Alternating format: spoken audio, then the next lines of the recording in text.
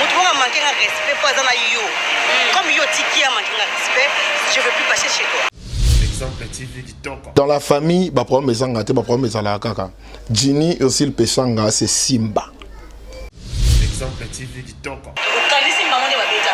Non, bah tout n'a pas non. Si le péchanga la Simba, pilier tout ça, mais non. Dans le banage. Exemple TV qui toque. Personnellement, je ne peux pas accepter ou soit tolérer que Ginny a un problème na grande sœur na aussi le péchanga. Personnellement, je ne peux pas. Exemple TV qui toque. Moutouanga manquer un respect, pas dans yo. Comme yo tiki a manqué un respect, je ne veux plus passer chez toi. Exemple TV qui toque. Ginny est très connu, hein. Ginny a Ebana. Bon, il y a aussi le péchanga déjà, donc il y a aussi le péchanga na classement. Bon, il y en a dire. Exemple TV qui toque. Motoyo a mon cas là reçu à Zara Pemé la belle-fille, à Zara la belle-fille TV. Alors, pas de benga la belle-fille TV, c'est ça. Pas de benga la belle-fille TV, c'est ça. Pas de benga la belle-fille TV, c'est ça. Exemple TV qui toque. Ngasko na yebisio. Ngai na Ursule na nutotonga motuté parce que à ma connaissance pour nous peut tous mototonga ta part Félix Tshisekedi, Joseph Kabila, Olive Lembe na Denise Nyakero. Batuwana so onepso batuwana te tout yo na kinit. Yo wala batonga kalora batuwana. Exemple TV qui toque. Puis yebi, là ba tourner pas belle vie. Attends comment tu les choses on n'a pas belle vie pourquoi? Belle vie yebi pourquoi la tourner pas net.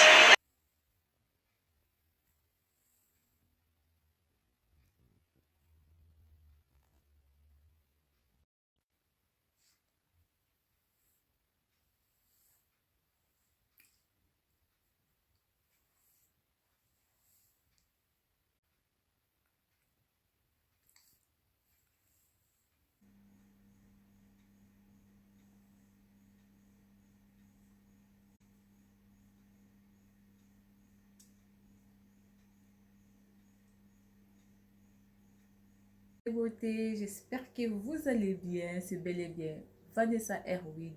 Je suis coiffeuse professionnelle, je confectionne des perruques, je vends des laces frontales, des closures, des extensions 100% Imes, 100% Cabello. Je suis installée en Belgique, dans la province de Liège, précisément dans la ville d'Espa. Si vous voulez avoir une belle tête, si vous voulez avoir un beau maquillage pour vos événements, n'hésitez pas de prendre rendez-vous ou de me contacter sur plus 32 465 32 36 38. Vous ne serez pas déçus. Si vous voulez avoir des conseils ou comment installer vos perruques, celles à la maison, n'hésitez pas de vous abonner sur Vanessa Herwig. Vous ne serez pas déçus.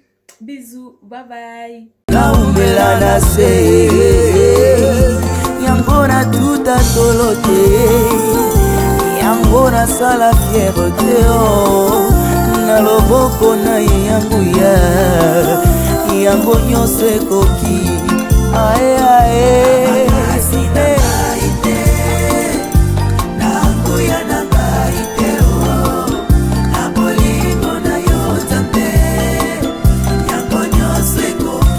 Yangonyo se kokio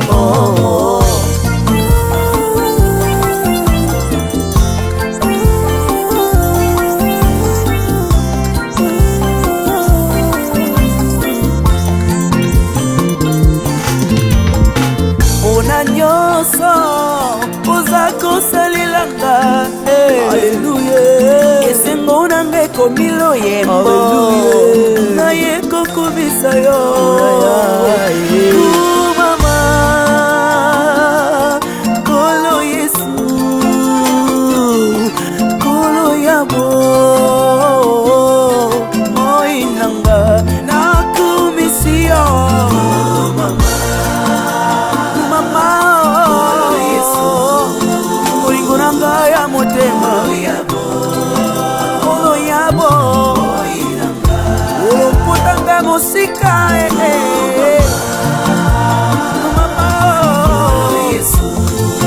Zambe ya bofele Mobali ya baveve yaya Molingo na yo na motema na ngai Et possible à jamais tant que je vivrai ya koyebela yo kokumisa yo bomoi na nga mobimba na mokili oyo yesu na ngai namoni moto te oyo akokaki kokufela ngai bonga nazwa bobo ata papa na nga kokaki kosala ngo te mama na nga kuta koboya na ye oui c'est vrai yesu okufela ngai opesa nga bobo nayebeli yo komama na yo yo tabe ya bomoi na nga moya miso na ngai esengo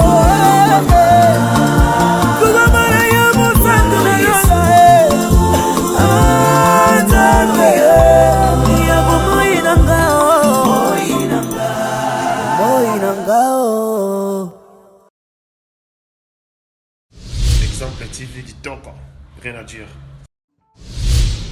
Abonnez-vous massivement sur Exemple TV. Batou bolinga nada encore comme à sans périque boy. Faut vous s'abonner à Exemple TV. Ça Exemple TV. Bibo s'abonner belé la chaîne YouTube. Exemple TV Kitoko, rien à dire. Yaya, Toyo comme exemple à suivre, cette fois-ci Exemple TV. Si on voyait exemplaire en autres, non, il y a s'abonner. Exemple télévision, c'est vraiment un exemple à suivre. Il n'y a pas de polémique, il n'y a pas de conneries, il n'y a pas de... C'est vraiment... Il y a dans la lignée, il y a dans la nzela.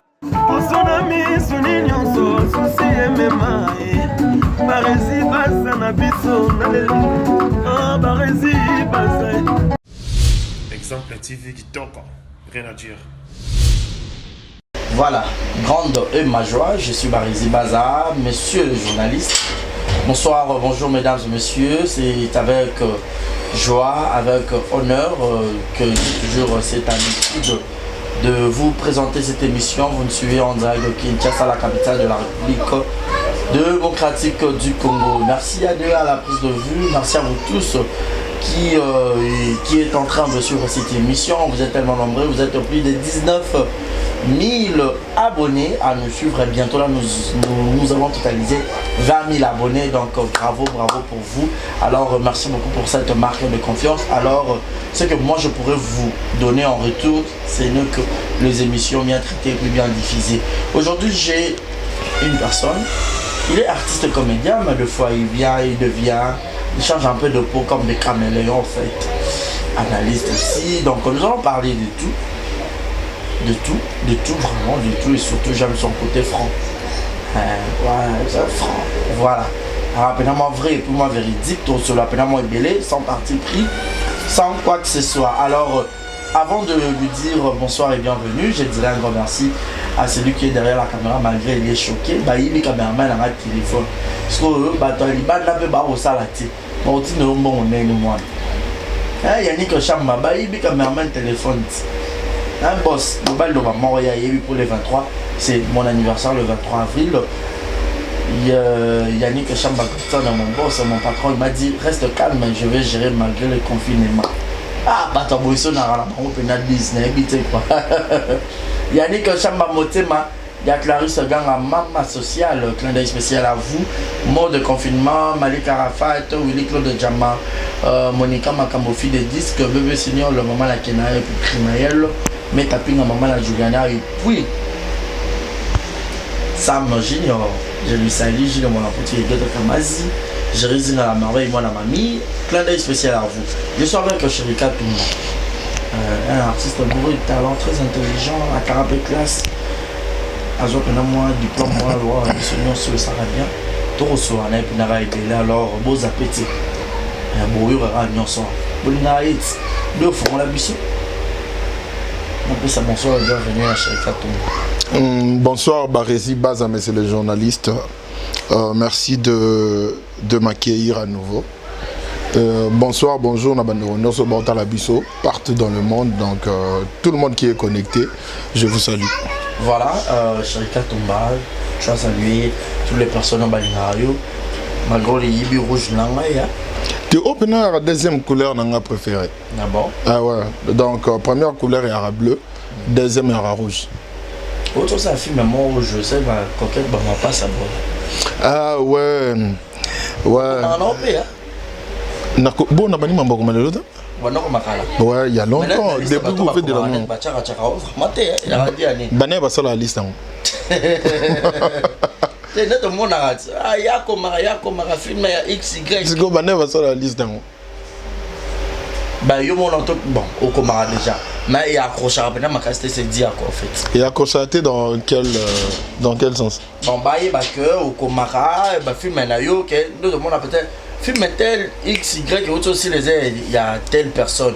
Mais chacun oui bah oui bah na bango mais il y a peine moi il faut moi. Tu na sala film mon boye déjà soto zongi na pas simbote na nata casa na le président du Tchekapanga.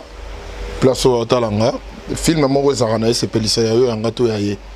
Et un film on a comment non seulement au coma mais idée scénario et réalisation bah pesa nga déjà charge on a depuis na groupe fait de l'amour. Et ça pena ba film mususu na coma pesa la ba succès mais ekota na ba chaîne na batu mususu et bima na kombo na ngate. Donc ça. Voilà. J'ai incarné na oza idée ni sur les arabes. Bien sûr, tout ça on a bilon on a besoin vendre na pena banda kout. Tu on a bilon on se vendre na pena banda ko ça que so vendre bilon mo elio bandi au commando comment. Et ça là. Désolé. Net film je crois que moi dernier film était mais ça parmi film peut-être j'ai écrit na autre côté moi na 2020 hein. Oui. En fait, c'est un film qui parle déjà, on a vu qu'il y avait Coquette, donc Coquette et Coco, déjà Bazaki, Bana, il y a donc Bazaki, Orpheline, Moutondo, Bourlabango, Maratre, Nabango, Souzi, et dans le film, on voit que Souzi était derrière la mort, il y a parents, il y a Coquette, na Coco. Atinda bango na Maroc, qui est en kuna pour y hériter na babia. Obiga mutu soko sala mutu mabe bossa na ke bana ngo ba kokola. Vous comprenez? Donc bana pe ba koli or yemoro pe suza zara na mwana yemoro boye ya mobali atinda ka mwana ngo na France na bulga ke no atanga po yemuta ko hériter babilo rotu. Na bana ngo ba koli o kuna ba jimel moko azongi koko azongi pour a hériter na babia wana landela ngo suza moni ke non o yeza poa moko boye il faut na longola na éliminer. Le temps éliminé oh wana musubabi non yepe il faut azala. Coquette peut faire azala parce que ça bilo on a bon héritage. Coquette est un peu folle mais il faut azala pour ça qui na ils ont bilo on a bango ya papa na bango. Sur ça bengi mo na ya mobali yo zaki sherika na poto yaka ke musa les a. Dans temps ayebo donc obiga mabe to sala na se fotomara na se azo mwana na koma voyou moko donc na o batinda tanga na poto na o tanga zongaki deux personnes différentes. Donc c'est un peu ça l'histoire. Bateau bali batala yango bakena d'aller na beau petit vie. Bon mon nom. Voilà, une fois si je me rappelle, si j'ai encore une bonne mémoire, chacun dira bien, bah à un moment donné, ça n'a pas théâtre, on peut qui me tient les qui et tout. Oui, c'est vraiment le cas. C'est vraiment le cas. Excusez-moi d'interrompre, c'est vraiment le cas. Mais na rotara te pour monter en ma belle qui. Na rotara bon monter parce que nul n'est parfait. Si moi j'ai dit que je dois arrêter avec le théâtre pour monter ma mabe et les qui. Donc, on dirait n'a parfait. N'a parfaité, mais les soucis en est que par rapport à ma vision, on a peu misusu, na théâtre, ça ne colle plus. Ça c'est des 1 et des 2, surtout quand tu peux Milan ou théâtre. Donc, mon motivation on a pensa par rapport au il y a sillage, bâton autour de bango et ça la pensa de sauter. Mais dans la rana bâton moro boy pe monsieur Zakababino. Soro tiki pe boye ça moi faux au moni peu importe bateau bako luka ba yini so pe pas bateau mo roza la pe na bateau mo boye ça parce que pela no ba fan fidèle nao ba Jonathan Ngana par exemple ba ouais ba Patricia Mushingila ouais tout ba Karine Manessa ba Queen of Raven na Madeleine Kazadi on a grande sœur propre ya parler donc bateau il y a bon on peut ba roza là non que non bon en plus là bateau be to na ba awa net ba yo boye neti ba vite à ça fi neti ba aussi le péchant à moi na mère non le carando équilibre makambo koti kapena comme tel thème place au monde go se sentir à l'aise n'y va pas en fait ma décision je dois peut-être 10 coups directement ou peut-être au privé 2 3 4 5 6 10 fanatiques na yo na absence na yo sur scène et ça tellement trop licolo. Est-ce que vous réfléchissez là, trop bien Oui, j'ai réfléchi. J'ai eu le temps à réfléchir par rapport à Wana. Au Moni Baresi, tel que nous sommes là, tous abana mikete, tous amikolo. Vous comprenez? Ce que nous faisons l'élo, acte nyoso, action nyoso o tous opposés et ça na répercussion en haut. Vous comprenez? Mutumuswa rosa la gano pour na elo mobo et ça na sens à créer le N. Ce qu'on crée un wana oye. Très véridique de foi. C'est naturel, je suis comme ça. Moi, je suis quelqu'un de vrai. Ngana vrai. Ngana hypocrite. Chez moi, déjà, l'hypocrisie ne passe pas. Vous comprenez? Il faut na lobanayo on a pensé na place que na tchaombeli. Mieux voir un démon que tu connais qu'un ange que tu ne connais pas. Tu vois? Ngas qu'on a préféré un démon mais il y a un démon. OK, achevé na Eden House. Ouais. Donc que tu ressens les lots au boyelilo au monique ngana monique ndé mais au lobby au créer un sous problème. Tu vois que ça sera pas bon. Na la famille nanga ma maman tomba nyas mo banga azana on a besoin nga makasi. Il y a mes tantes et mes oncles que Vibitulo loi parmi moi Mbaba Mélanie Sapo. Ils ont encore besoin de moi. Alors pour Nakaka théâtre je gagne combien? Oh c'est que je vais ko matina niveau mo boye na zala hypocrite na zala ka makasi pour kaka na tourner. Non. Donc par rapport à ma conseil il y a bande ko mususu mais OK c'est bon. Du moins je vais devenir très rare. Je vais devenir très rare parce que je ne peux pas aller tourner chez tout le monde, c'est n'importe qui. Ou ça qui est normal, on a qui est confiance c'est ça. Babylone mususu to sala kango il faut ça au ça les locaux ça inconsciemment. Mais où ça qui a conscience non moro yebi qui place non qui est non maîtrisant côté maintenant qui est kaka. Au monde a été wana route même Nzambe pour protéger les amants passés. Ça qu'on a une Ada Raïs pas supposons. Et puis c'est une raison de plus qu'il faut s'éloigner dans le théâtre. Est-ce que selon vous, on a pris une première fois aux yeux un tissu on a qu'un moment directement dans le théâtre qu'un va vie privée que na kenda na bata théâtre kakate mais je l'avais bien dit na pesimbo te na pamela chez Kola na direct nemo to sala na je l'avais bien dit que ce qui bato balobi que poison il y a Ada et aussi na Ada na Raïs na pesimbo bambote ba bon rétablissement et aussi na bato ya théâtre je peux être à 60% d'accord. Pourquoi je dis à 60% d'accord? Parce que bango bi na bango eza bata théâtre. Tu vois? Là la rana bata théâtre, la mugana bata théâtre, la rana bata théâtre. Vous comprenez? La rana batu ya théâtre à tout moment. Donc eux ils que ndenge bazana bata théâtre na yebigu tout ce qui bazala rabongo pina baba master au bazarana bango batu libanda parce que quotidien na bango za bata théâtre. Donc on pouvait pas que soit hypothèse on a rotsango à côté pendant que nous savons que quotidien na bango za bata théâtre. Ou on a même un aveugle sur Betele Lisolo, on a ou soit même quelqu'un qui est mieux, au comédien yango, au monde appelé Kabandoson, qui sont dans bassine, théâtre. Donc c'est ça. Nasola Gina na Ada, je lui avais dit. Ada c'est quelqu'un de véridique, mais c'est un très bon garçon. Ou c'est que Ngaru n'a bien un connard. Pour te bien en a bongo par rapport à Yaba, de tous que c'est taquiné. Je lui avais dit mon cher, tu vois. Il faut, quand tu te dis déjà, tu sais que tout le monde n'est pas toi, cela va te faciliter la tâche si on y a bandé une rose en abattre.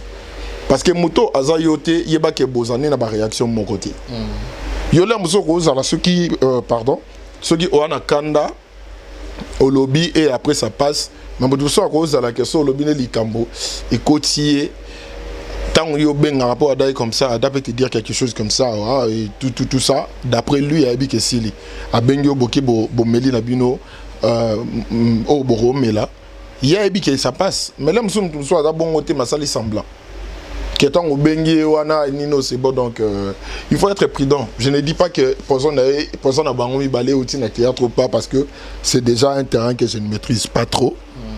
Mais je crois que ce que l'aura bongo est arrivé, il faut que ça garde fou partout. Moi, c'est Abatou, surtout Bino, Toro Bengabino, le jeune artiste, mais en fait, une génération peut-être brouillée, moi, Flo Morobo et donc Bassia Batou pour Audio Bimaki. Il y avait peut-être une fille Eliane, belé pour ne pas tout zonger dans le sous. Côté on a moi vu prévoir un peu bota, tu sais, Chérika, beaucoup moins recoller kaka.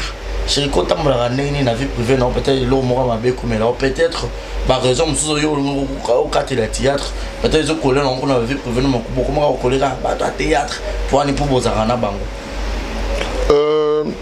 Kobimana Mosa Batou ou quelque chose comme ça, je ne sais pas. Je ne sais pas parce que déjà ce qui est vrai, Ada c'est un pote, Raïs c'est un pote, comme des Narana Badacosta qui n'a Cédric, des Narana Herman Kassongo, des Nazarana frère Belé, on a Jorvi Mwanda et autres.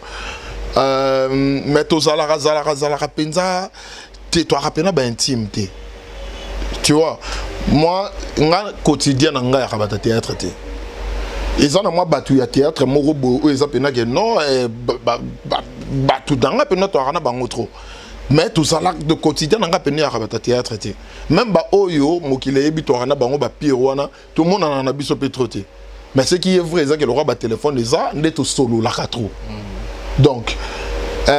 Cause là que non, Ada linga qui moi si abatu, ou soit nini moi ça mon moto et comme mal tourné, je ne sais pas Barési, toi tu sais comment je fonctionne. La chose que je ne maîtrise pas, nakoya te pendant le bac c'est faux ou non le bac c'est vrai. En général, bino boyebi qui n'est beaucoup tambola pe ko tomo va faire prévenir bino. Moi ko to na balobela bino on peut moi trop, bah si abatu boyebi ko si ma trop. Bato ngasko na sepelande baloba bongo parce que bato baloba bongo ba généraliser kaka. Moto avant nana moto penza boye azate. Là mosusu o lo ba bongo zo généraliser mais so va nanga peut-être au monde a différence. So va na ada peut-être au monde a peu différence. Au va na da Costa au va na les autres au monde a peu différence et ça na kati. Donc Toyo Kakande baloba batutu. Est-ce que c'est spéculation? Na loba que lo moko na komango na statut na nga ya WhatsApp laissons les gens dire qu'on a appris. Vous comprenez? Hein? Laissons les gens dire qu'on a appris. Ouais. Que balobake on a vu. Laissons les gens dire qu'on a appris au lieu de dire qu'on a vu. Mais de Yomro personnellement. Tu as expliqué, voilà, pardon. Ouais. Donc, on a appris, et Zalaka na motolem sous à mon euro peut être un écran, ou soit à mon euro de loin, quelque chose comme ça. Mais à sa approche notée, on a appris parce qu'ils les ont dit. Mais j'ai vu, ils ont moto à Pembeno. Quand il devient trop proche de quelqu'un, directement mon rameno monsieur soyez bien haut vous que so yo lobby tout baby que ça bongo donc parce que on a vu donc tout le monde n'est pas digne de confiance aux heures au pousser pembe non pas comme le j'ai vu tika bango on a appris d'ailleurs moi personnellement tu te reproches de rien dans ma mariage peut-être ba collaborer que ba ça tout et tout na yebi fonctionnement nga na yebi o naza na yebi que na ba défaut et belé mais na yebi pe que na ba discipline et belé. Ça je le sais, bon vu que je le sais, voilà pourquoi je ne me préoccupe pas trop. Sur le bino likambote libre. Toi na mboka démocratie non. Voilà, toi vraiment parenthèse au vite fait bon to kango. Aux ara on ba quotidien na aux ara pas plus ba théâtre. Mais vous aurez plus pénal, vous savez péché. Moi la mère. N'aura plus naé. Tout moi mon il est pénal, je suis là Jini. Bah juste à côté, n'habite sur le moi les camarades, mais quand peu éclaircissement ma fanatique. La vérité t'es na moi clarté les camarades, yo à mon côté véridique. Déjà je veux dire une chose, ce qui est vrai. Toyebi lisolo ana ezala, toyebi ango, c'est pas ezelo ya sikati. Ils ont année passée. Toye bien haut. Mais Jini ça bombaka kangaka motema alobaka te parce que ko ça ma bien comment le roi ursi la probimsaka yende mabele ki moko manka OK yes qu'on a bimisa source ya manquement place sur outil. Mais ils ont non bongo. Ils ont non bongo et ça que yaya otikala yaya. Tu vois un peu. Yaya otikala yaya. Lelo ata au discuter na grand frère na soit na grande sœur na yo aux yeux du monde. Vous en avez raison, vous en avez tort. Batou, faute. J'avais suivi l'émission parce que je reçois l'émission de Gini, j'étais présent. J'avais suivi l'émission malgré que ça n'a en retard. J'avais suivi l'émission dans mon année Gini à Kendaka. Mais moi je vais vous dire une chose. Dans la famille, Gini aussi le péchanga, c'est Simba. Donc, et ça groupe Simba. Jenny ne fait plus partie du groupe Simba. T'es ngana keno bongo parce que Bayebana na groupe Simba. Yana te bongo Bayebana na groupe Simba. Et ça maramobo ya mikie ekoleka nango. Et ça mabilo mo penza ya mikie ekoleka. Na ma mikolego ya yo mo mona pena ke eleki. En plus c'est eleka te le quoi mo pepe mobo eleki non. Et les capenda parce qu'il y aura intérêt d'entente maramogo non surtout aussi là. Moi personnellement je ne peux pas accepter ou soit tolérer que Ginny a un problème na grande sœur naïe aussi le péchanga. Personnellement, je ne peux pas. Et si, seulement si moi, tel que je suis là, j'avais les pouvoirs, yakozwa bango ko yo kanisa bango, j'allais les faire. Tungato koma na makambo to comité. Bazana bango na matata te, mais ça auto benga eza ben compréhension. Ben compréhension ne yaka partout. C'est la famille Simba. Moto azana Simba yo lukoko ta likambo wana okotango pourquoi? Eza mamna bango eza likambo to luka pe. Ba rankine belé ya na théâtre ya ben compréhension.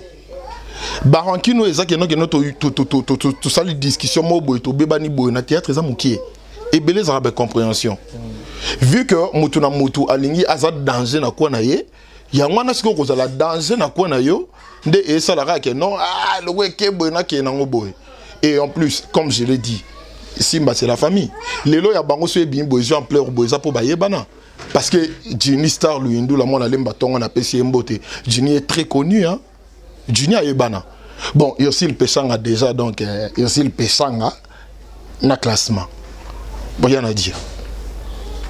Vous comprenez?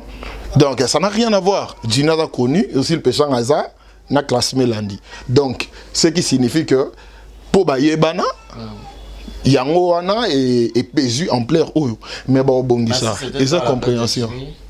Si c'était moi à la place de Ginny, la manière dont Ginny a réagi peut-être je ne suis pas Ginny.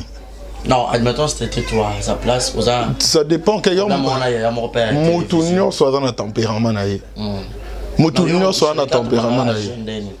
Te ngasko na yebite soki yo ke na ne mama na nzoto na nango de na sina ke na ne mama na nzoto te ba bon ça pour bato ba yebio image na ngai ba ça na tournage mo bo wana raba ya mo ka beti va laisser l'enfant jouer mais mais ba bi mutu mo ka yeki wana ko pekisa bi barezi préféré ya mbanga po au salanga te to solo là ah barezi. Quand même, Ginny, on pourrait le féliciter. Il avait un grand cœur. Il y a autant l'accueil ici. Faki. Barezibo et l'on le bio est-ce que va bien on a. Ah bon? Bon, on a habité Batanga comme on a été. Tu dois citer mon nom. Tu dois citer mon nom. Tu as bien place Toluke la raison. Tu as bien place Todiembe la a raison. Et moi, je ne suis pas le sujet. Ça c'est déjà clair, c'est pas moi le sujet. Alors on parle de Yosil Pechanga et Ginny, c'est la famille. Et au monde enquêteur, donc toi envenimé situation T. Toi envenimé situation T. Place toza to luka ki mezala. To luka te ke to pelisa ba moto mo boy. Et ko ede biso ne lo côté. Ginny na talage émission na ye, il y a une partie où on a sepelé nango ke non alobi Yosil Pechanga aza ser nango o eza que peu importe tanga bambou les autres bakisa ma jamais bambou nango bakisa me roleka ye. Et le réalité je trouve que c'était vraiment sage de sa part. Yosil Pechanga tout le monde a luka azala na ndenge na ye ami bimisa na ndenge na ye ke oloba na yo ngana répondre nanga yote mais na réagir na silence. On doit respecter. Ce qui lelo ezaki likambo sala milam sous agissement ya mwana mère Yosil Pechanga na monique les mosusu ah koto ke nena mwambeba tore bandenge ni to so lango pombe bane bonga ngasko na biso loko na bato ba otala biso ke likambo ya Yosil Pechanga na Ginny ezakutu te ce qui tout biso tout ça qui kezali to e baka partir à minute au côté sili toi envenimé na situation T c'est un faux débat et ça incompréhension ou ça que ba régler en famille biso batu mususu ce qui to monique to ko bakisa en plus à ce qui concerne conseil ou soit remarque to rosala yango bango mais je ne pense pas que je vais passer à la télé pour dire que Yosil avait mal fait ou Ginny avait mal fait. Ginny a déjà reconnu que a agi ça qui m'a bé. OK, c'est bon, mais peut-être baolinga pardon wana les mususu ezala ya face à face. peut-être Ginny a commis un pardon wana naebi echanga boya rejoindre na bela natala ke mission wana na nini bo wana penza nayebi bena mambona te que ça pour me soki bakute na bango ba ozotera d'entente to envenimer situation ngote Ginny aza besoin musala na pas belle vie olongola Ginny te po ezak eloko moko boye mbebe salamaki n'a pas encore une émission il y a confrère na master na Kevin que bah pesara Ginny suspension par rapport à Makambo wana et c'est ça quoi. Et après quelques temps Ginny était passé encore dans ton émission pour s'excuser. Alors peut-être que pardon wana ezolinga ezala face à face, mais moi je trouve que c'est déjà wana kutute wana zaba idée na biso to ça là Ginny à reconnaître ma benae et moi je trouve que c'est à encourager makasi peut-être courageux avec na konga na rosa na ngote. Vous comprenez? Tout le bamarambo est vrai. Peut-être courageux Ginny azanango na bonne foi wana yako osali mutu mabe oleki na TV loko osala ki mabe na télé ozongi su na télé senge pardon peut-être battu belé ba na ngote netinga na ça ngote. Je dois dire vrai. Na kenoko na peut-être été. Moi je ne le ferai pas. Ginny l'a fait, ils ont courage. Kota Ursil Pechanga, tout le monde a besoin du temps, ce que c'est les likambo vexé.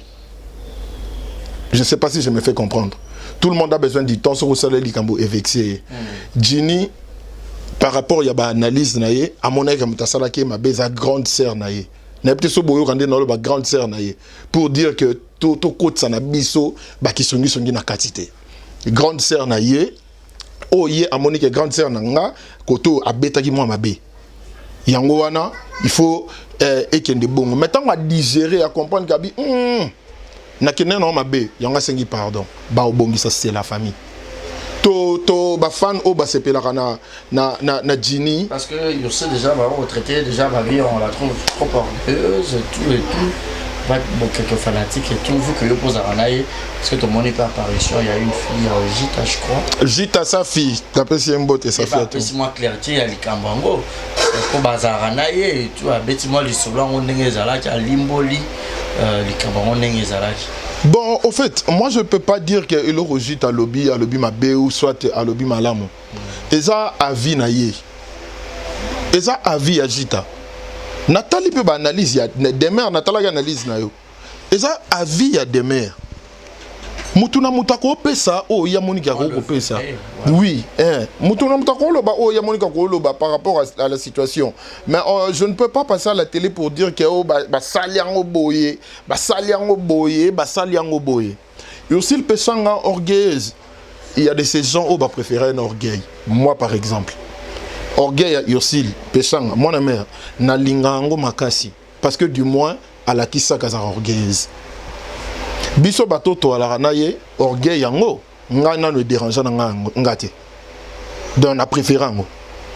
Bato oyo bazo mona ye, na écran balobi kaza orgueilleuse. Bazape le kutate, bakosi pété. Et ça par rapport, yandenge Ursil abimaka à se présenter devant bango. Bakosi te bazo bate. Bato yo bamona Ursil, aza orgueilleuse te, aza une fille simple, comme la majorité de bato théâtre actuellement. Et ça, bato oyo, ndenge bamona non, ndenga se présenter na biso, c'est une bonne fille. N'y a pas de chose à comprendre place naza. Alors, je ne vais pas me focaliser par rapport à ce que les gens disent, oyo orgueilleux, ou soit oyo orgueilleuse. Non, mais on est libre, il y a besoin de tout ça là. Tout le monde est libre, il y a besoin de il y a Monique qui a bien pour naïe barizi. Au ressent les locaux oyo. Naïe bité ce qui bien et pas y a péchang les apports à Kobo à rejouer. Je sais pas. Ce qui bien y a Monique solution il y a bien yango wana Esaïe. Azo joué t'es pas Bellevue, mais Bellevue un film un peu kotara. Et ça la rappel ba monte en ango. Donc pour faire comprendre aux gens que ezanango wana penzati ndeko déranger batou. Ce n'est pas ça qui peut déranger. Ce n'est pas ça. Ezanango et il y a gravité. Bango dion wana c'est la famille Simba.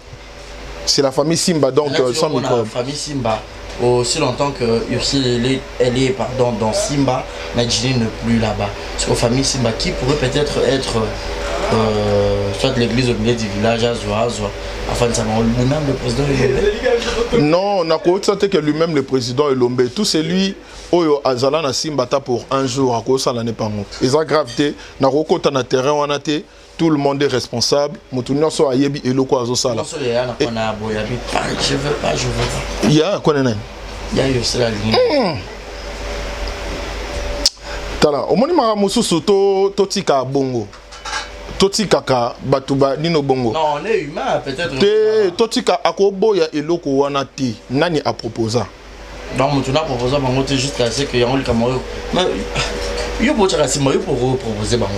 Te bonga na nga yo Ginny pa masa na bosolo. Oui, to so la kamenga na yebi omoni eloko wana c'est pas ton no lobana yo. Je sais de quoi je parle. Ils ont problème te, ils ont incompréhension. Ba obongi ça. Que yo sala wala. Ils ont problème te peut-être na rosala pe na rosala te. Est-ce que yebi combien de personnes na milieu ya théâtre oyo nga na unisa kande na zaboye kande omoni boye na ye barezi baza émission apparemment YouTube on dirait non tozui moyen ya ko intercaler yango te bien m'entend parler peut-être témoignage nanga bien batu ba rope so mo ko na okufa nde ba olobaka ba vérité musu sur nga te yango na lobi te bola mango sko bozela o nini bola muto ko mo loba mini azaki muto mo bia bande ko segisa tutu mais ba lobaka o wana ndo segisa batu nga batu na nga yimi balé na coopéra na bango bien ba robe banati so nga naza jamais exemple ba o ba yebi yamba batu mususu awa tuna bango na yamba bato na tangelo ba komba bato e ko déranger bango ti Yamba Fatou Kayembe. Yamba Diane Kamwanga. Yamba Jolie Sasa Coquette. N'habite sur comprendre place de Okende. Pour ne citer que ces trois-là. Non, je ne pas dit ça. Non, Oko Yamba Taba Mimika Bongo. Ngai Batunanga na Kopera na Barezi na Kolinga Tebobe Bana Bongo Botsanga Wapi. Boli Botsanga Wapi. Nga na rana au bien binu mbale bo kana te nani parce que beaucoup manipuler nga te na choisir quand na rana mutabaje wana te il faut na lukana sala effort au moins pour landeli boza na aucune compréhension yo le bio sangisa batu soit disant yo musangisi mais d'abord mon corps osate ou kuma me pas d'abord manoka et moi nous vivons pour te ou na plateforme non na plateforme ya théâtre congolais. Ce qui signifie que je suis avec et quand mami et pas ya mutuna mutunier mon groupe na ye. Moi je suis shirika pe ki mulu bande. On se pose le que na tête pas bon manok bon mon corps bino ba rebelle kuna ba Gabriel ba le andaya ba na moi belé ya. Non nazana bangote peut-être na quatre structure mais nazana bon ndinga libanda. Le andaya aza moto na ebate so na kotsa ya zandeli le andaya aza le roi master nanga.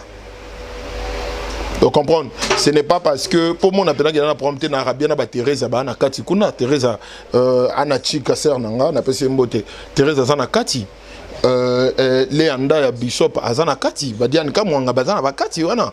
Donc nazaka na problème na bateau bana bo mon côté ndé na problème na bateau bana réellement vivanté. Nazara na problème na mutute. Nazande discipliné. Je n'ai aucun problème. Na yata na moto na problème te. Nazana mutu na problème nini mutanga fingine mama na ngate. Ponga pena sko poto sa no problème finga mama na nga. Parce que muto pena o roti na ngana zota mulangi na mikata boy pona peso no somo ya ona rosalo, c'est ma mère. Siko yo fingi mama na ngate. Problème ni nozana ona yo.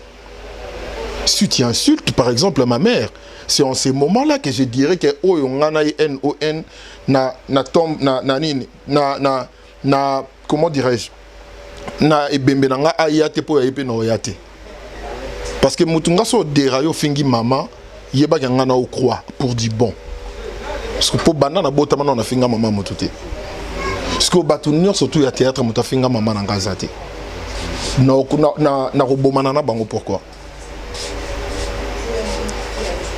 Voilà, merci beaucoup Sherika Tumba. Tu viens de voir Malembe. Narcochité, donc comprenez comme ça, lui c'est Sherika Tumba, l'artiste comédien de notre pays qui est la RDC. Clin d'œil spécial à vous tous qui êtes tellement nombreux à nous suivre. Merci au couple de Kanzamote, Magina Mona Yolo Mona Dallas, Jules Zamunda Mote, Julia Willow, Maman la Preston, on dirait qu'il y avait la natte. Et puis un grand merci à celui qu'on appelle mon vieux, hein, Modeste Biapamba, Mote Maya Jenny à Conastri, 2 fois par an français. Clin d'œil spécial à vous. Prix prometteur, Sherika Tumba. Est-ce que personne pour que vous sous diplôme ou sous de mérite?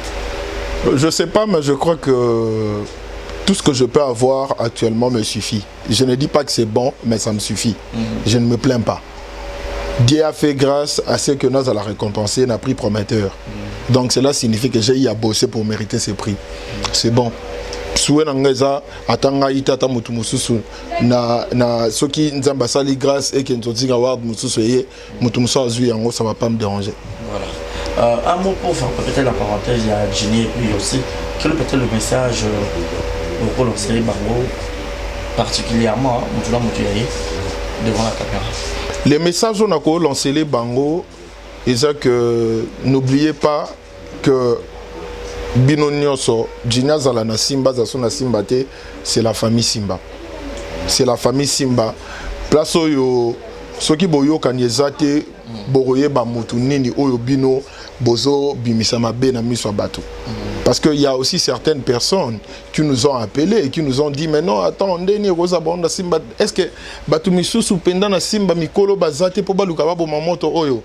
Non, peut-être pe ba sala yango na ndenge ya kibla bazo bo mamoto yango, personne ne le sait. C'est la famille il y a même ça, excusez-moi les termes. Nani mukala du côté bon il y a moi la mère na et tout. Pour nanité zonga na côté le bien na bien. Ça quoi mukala et tout. Na simbela bana basi nyoso o na bana basi nyoso à théâtre sac o na joana bango so bati action. Soto jouer bolingo. Na rabena romantique. Na ndenga nini? Na vie normale. Oyako Madeleine Queen of Raven, la grande sœur Nanga Silika Pamba, Barési. Moi je suis licencié en relations internationales. Tinde na botama. Nande na okufaka, na ozalaka mukala ya mutu te. Je le dis tout haut. Na kozalaka mukala ya mutu te, moi si comme mobali. Ya théâtre. Na ozalaka mukala mutu te.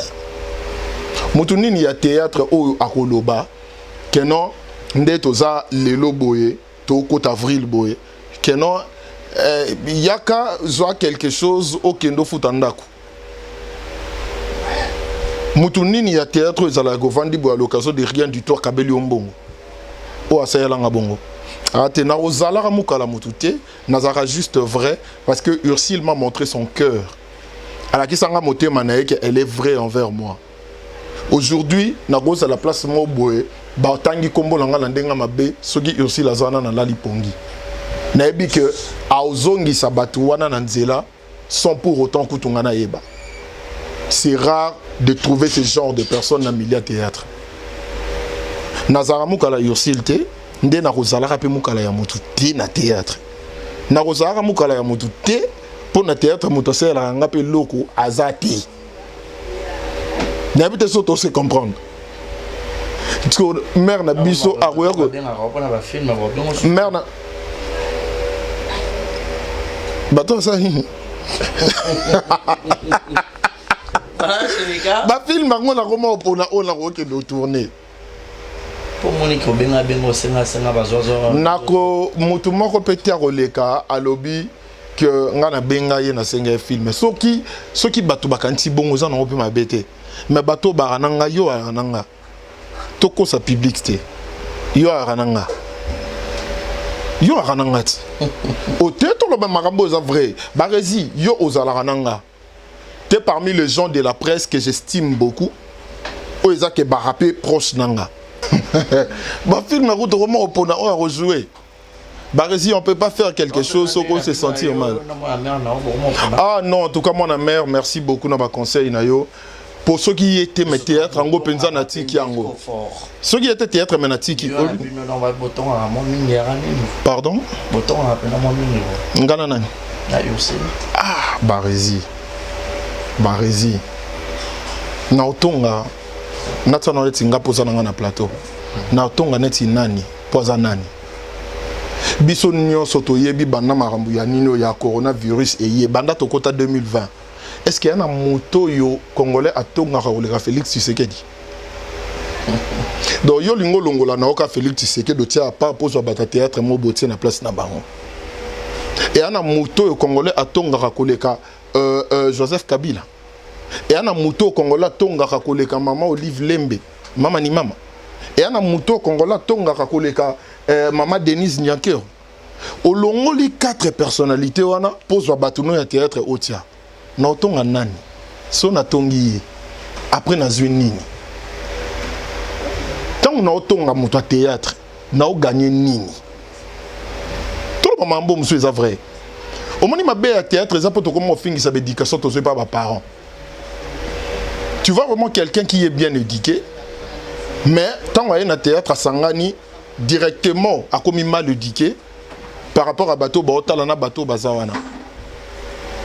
Nana mutu na kotonga na théâtre te pona moni loko na kotonga elete.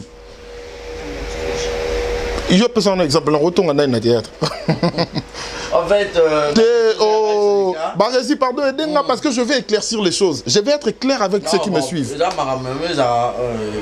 Mangasko na ebisio. Confiné. Ngasko na ebisio.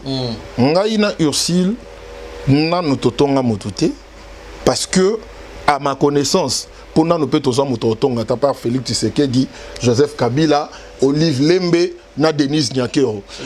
Batuana so onepso batuana te tout yo na kinit. Yo ala bato batonga lora batuana. Est-ce que yo longoli bongo te bata théâtre? Ngai mutu na vivana mbonga te na vivaka teke na mbongo mutu théâtre pienga. Na futaka ndako teke mutu théâtre pienga. Na sombaka téléphone teke mutu théâtre pienga. Tande to mo fingisa na fingisa ma mère que j'aime tant Agnès Ntuma Mubanga. Elle m'a mal éduqué. Il y en a vraiment autant battu. Nana mutu na autant na théâtre té pour Aza 4 personnalités ou anaté. Azate. Quand tu me fais du mal dans le milieu théâtre, na remarqué yango, je m'éloigne. Un point et trait. Na tongio. Après avoir au tongo, je gagne quoi? Voilà, merci beaucoup, Chérika.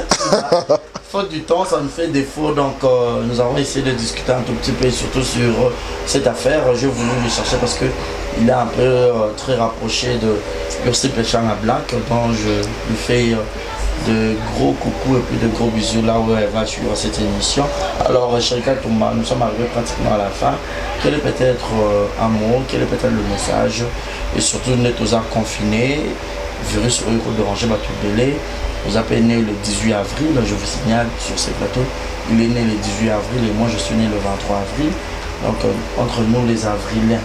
Donc un message très fort à tous les fanatiques et puis à tous les internautes. Message à tous mes fanatiques, à tous ceux qui m'aiment et tous ceux qui apprécient le travail que je fais. Bon tenir une rigueur mais par rapport à ma discipline nanga et autres et par rapport à ma vision donc tous amours rares par rapport à certaines réalités. Sachez que je vous aime beaucoup, je vous aime énormément parce que aujourd'hui ce qui paie tous à moi à ta notoriété à Moukié, c'est grâce à vous. On a fait de notre mieux pour vous convaincre et pour retourner la bisopé en sincère. Donc je vous serai jamais ingrat. Je vous aime beaucoup. Ba oyo bolingaranga, na ba oyo pe bolingaranga te. Na ngala linga bino parce que na na besoin na bino. Il faut mutu alinga yo te po oye ba banani balingara yo. So pe batu nyonso balingi yo. Oye bate nanya za vrai, nanya za faux.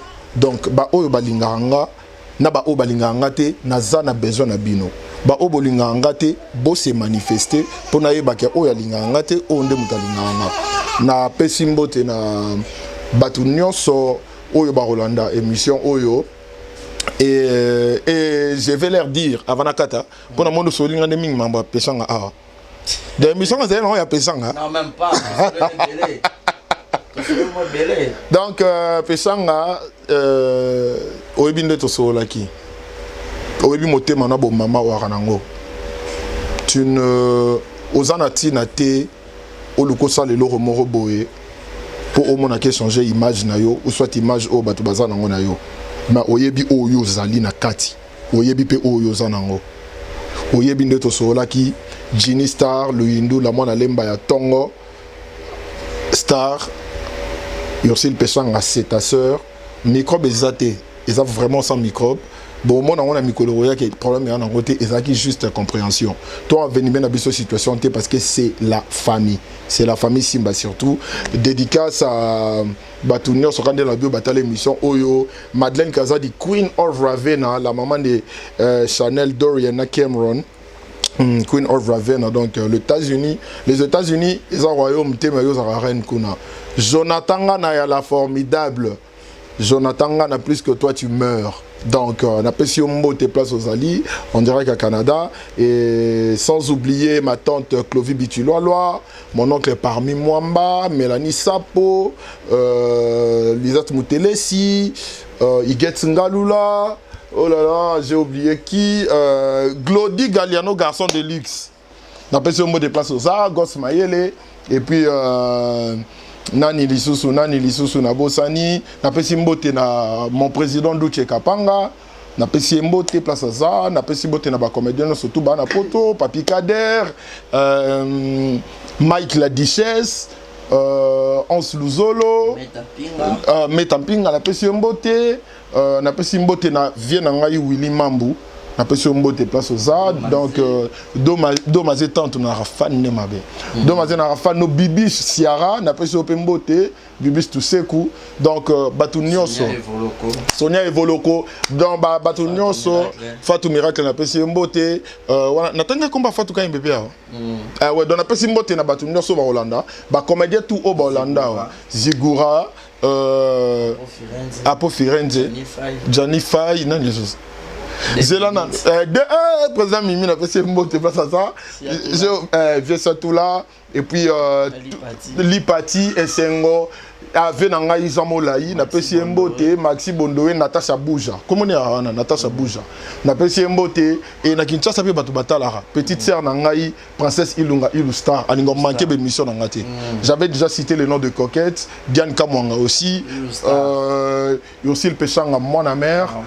Naomi Barcelone a passé mbote maman Annie Biasi nani susu nani susu bosani Mimi Kabea na passé venanga José de Londres sida bilé les statues de la liberté vient na passé mbote yango wana ve asola trop kitoko donc José de Londres nani susu bosani Karine Mokonzi la passé mbote so na passé Karine pour la passé Jaël Chaud, na lingare trop, donc je salue tout le monde. Je sais que j'ai oublié le nom de pas mal de gens, alors je vous salue tous, je vous aime énormément. Restez connectés à Exemple Télévision et abonnez-vous massivement à Zéro Bêtise TV. Et puis on est là pour vous servir, vous le savez très bien, qu'ici c'est ma maison. Alors on est là, on est ensemble.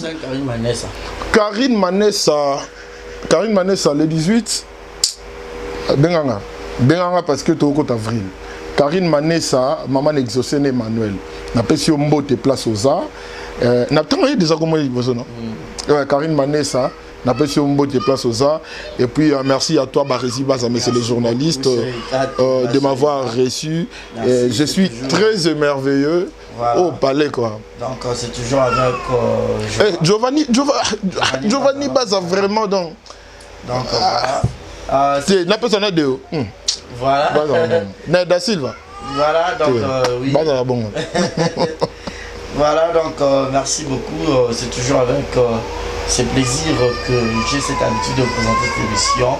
La vérité du jour, c'était Chérika Touma. On n'a pas parlé que de Ursule Péchanga, mais on a eu à parler de Ursule parce que Chérika aussi est souvent avec Ursule. Alors, je te dis, on a surtout qui m'a dit comme moi, tu peux mettre un peu le point sur les i.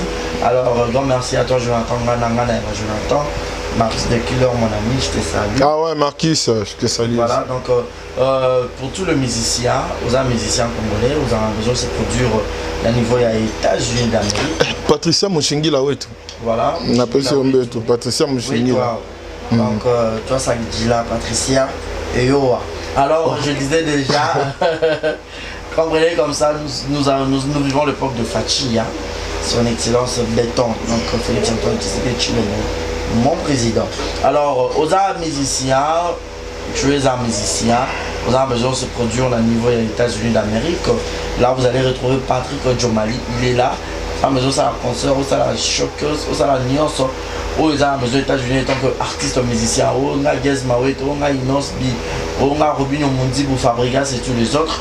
Alors, contactez Patrick Jomali au plus 1 208 917 0987. Je répète, plus 1 208 917 0987. Alors, sur Bengi, bonjour Patrick Jomali en direct des États-Unis d'Amérique. Merci beaucoup et joyeux anniversaire à toi déjà. Mitch Nzakomba, mon ami. Mitch Nzakomba. Donc, Onyoka, donc mon sang, moi la mère, Yoyebi, donc vraiment. Yo muto fongo la pena mois d'avril. Non, les premiers. Moi bato lokuta na habité dans Kosoneni loin de yeux près du cœur. Tu sais combien je t'aime énormément, tu le sais. Alors le 2 avril c'est Marco le designer. Joyeux anniversaire à toi.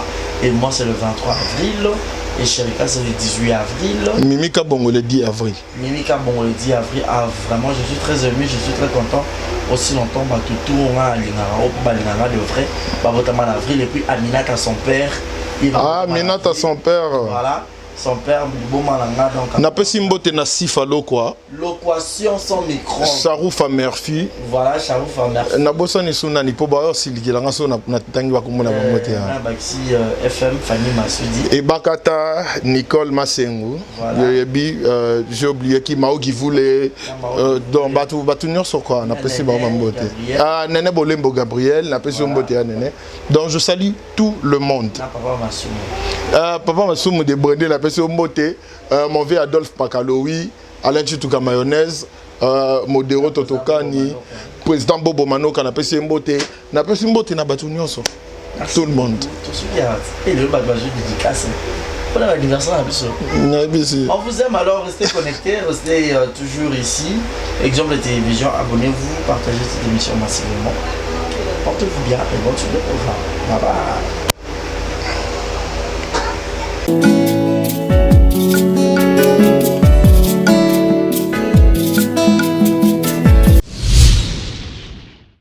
Exemple TV et Boti Zéro Bêtise TV. Fidèle amis internautes, ba maman, ba papa, ba tantine, ba yaya, ba rési baza, monsieur le journaliste Nabino Naye Lisusu. Quand vous pouvez faire confiance dans l'exemple télévision, vous pouvez faire confiance dans Zéro Bêtise TV. Est-ce que vous avez bien? Zéro Bêtise TV. Zéro, il y a chiffre 0, mais 0, il y a lettre. Au bêtise Z-E-R-O, espace Bêtise TV. Au monde, il y a news, actualité, il y a solo, il y a sûr. Oh, ils ont bêtise. Parce que beaucoup de bêtises, beaucoup de théâtre, musique, cinéma. Nuance, émission, il y a bien, il y a politique, il y a chronique musicale, il y a chronique sportive. Alors, bon s'abonner massivement. Yom toboya bêtise, yom toboya anti-valeur, yom toboya rabumbindo, yom toboya rabatitre à l'okuta, yom toboya bêtise. Alors, place à malonga et s'abonner. Et ça un exemple de télévision. Zéro bêtise de télévision, et ça on a pour nabino. Papa, maman, yaya, neko, tata, moi si. Yom toro talanga yolinga barezi baza. Au PC confiance dans l'exemple de télévision alors to yelibino Zéro Bêtise TV. Au boya bêtise, au boya anti-valeur, au boya loro mabe na matoyi. To fongole Léopold. Zéro Bêtise TV. Zéro Bêtise Télévision au côté YouTube. Au bêtise Zéro Bêtise TV. Zéro ya chiffre était zéro ya lettre. La surprise ya kafu. Barizi Baza to moni confiance au PCB na exemple télévision. Ya on to yelbino Zéro Bêtise Télévision. Tout le monde on a Zéro Bêtise Télévision. Alors tout ça les on pour na binorara. Le bien ya rosa les a place au bako mara s'abonner. So au côté na YouTube au bêtise Zéro Bêtise TV. Au moins on a place na rouge s'abonner. Au cliquer à wana. Au moins na notification mon réseau mon pandi moi cloche mon wana. Pas au fini au notifier et rosa la bien Zéro Bêtise TV. Bah maman Bah maman Zéro Bêtise Télévision moi na bino. Bah maman penaka na moi na bino. Alors bah maman bo panza message bo benga ba tantine ba yaya ba ndeko ba voisin bo sopa na ebele na Zéro Bêtise TV. Zéro Bêtise Télévision. Pour s'abonner massivement à Zéro Bêtise Télévision veut dire que abonnez-vous massivement à Zéro Bêtise TV. Bah maman bah maman moi na bino yo Barizi Baza. Confiance sur vous un exemple de télévision vous pouvez on à Zéro Bêtise TV. Bonsoir théâtre ya kafu o ezanga bêtise. Théâtre papa maman bana bota la en famille. Émission papa maman bana bota la en famille. Zéro Bêtise TV. ZB Télévision Zéro Bêtise TV. Ah chaîne à malamu. Ezanga bêtise. Buzo bakune zate. So buzo bezali na habité quoi. Et où ta wa ponga mo Barizi Baza monsieur le journaliste. Muto habite déontologie à musala ou muto fan na ban ya classe. Toi na bongo pe kabosh pe bongo eza. Zéro Bêtise TV to yelbino. Abonnez-vous massivement. Abusement même. Beau abuser to ya abonnement à Zéro Bêtise Télévision. Yo muto za un exemple de télévision. Ya kanoka mbango na Zéro Bêtise TV pour rater. Zéro Bêtise TV. Exemple TV Boti Zéro Bêtise Télévision. Alors beau s'abonner massivement beau faire confiance quand des beau faire na salle rabno musala kitoko kuna besoin théâtre musique ba gag besoin ba film ya solo o ezanga bêtise be mission ezanga bêtise ba télé réalité kitoko et puis na bombelo moko na obimisa na 2020 rubrique nanga ba maman rubrique nanga ba maman o pena bolinganga quoi o bolinganga nga na quoi Barizi Baza exemple TV Boti Zéro Bêtise Télévision. Alors s'abonner au côté na YouTube Bêtise Zéro Bêtise TV au moins place par en rouge s'abonner au cliquer na wana au moins cloche ezal ngonga au fini on a notification nyonso bémission nyonso e bando kota ba gago ba théâtre tout e bando kota kuna pour que bozala brancher nga ke na ngai na kimi mbangu na ke s'abonner te na zongi na kimi te na zongi au Botani Combo, Zéro Bêtise TV.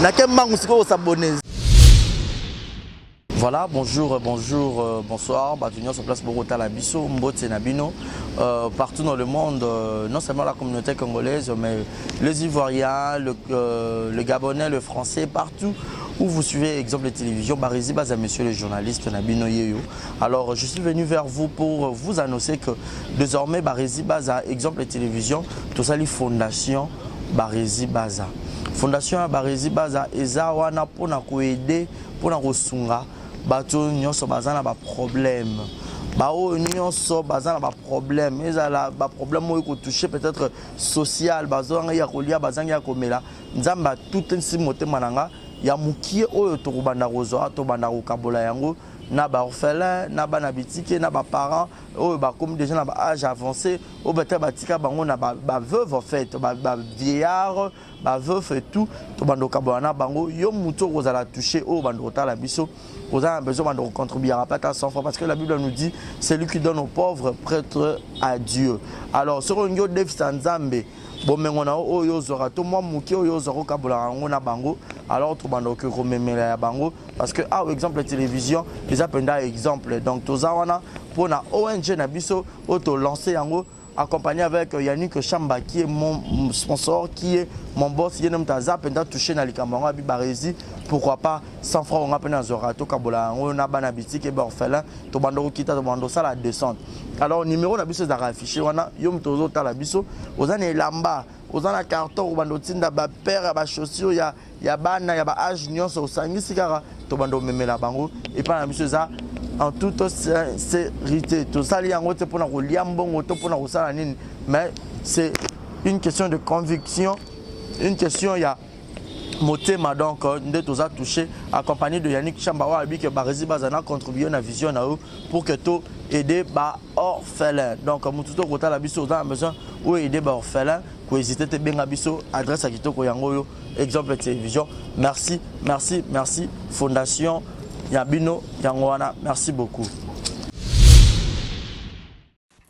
Beauté oisa Brand Cosmetic UK oisa produit en doto et longa rabatache. So pilingi kozana tema ko ya bien ya propre oisa produit ya kosala oyo eza pola maboko pour la batache ya makolope ba genou et ba coude oisa oil et kendaka na produit en doto donc so koza intéressé au continuer ce message na WhatsApp. Exemple TV Kitoko, rien à dire. Abonnez-vous massivement sur Exemple TV. Batou bolinga nada, encore comme il y a 100 perruques, il faut vous s'abonner. Vous s'abonner à Exemple TV. C'est Exemple TV. Vous s'abonner à la chaîne YouTube. Exemple TV Kitoko, rien à dire. Il y a un exemple à suivre, cette fois-ci Exemple TV. Si on voit un exemplaire, on doit s'abonner. Exemple télévision, c'est vraiment un exemple à suivre. Il n'y a pas de polémique, il n'y a pas de conneries, il n'y a pas de... C'est vraiment... Il y a dans la lignée, il y a dans la nzela.